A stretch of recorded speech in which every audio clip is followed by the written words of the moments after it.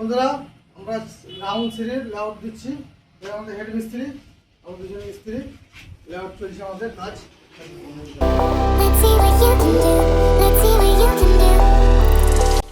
তো বন্ধুরা দেখতে পেয়েছো এখানে রাউন্ড সিঁড়ি উঠবে, তো রাউন্ড সিঁড়ির ডিজাইন চলছে এখানটায়।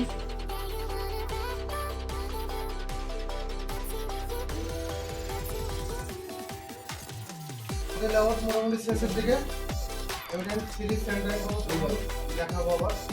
ভিডিওটা দেখতে থাকো।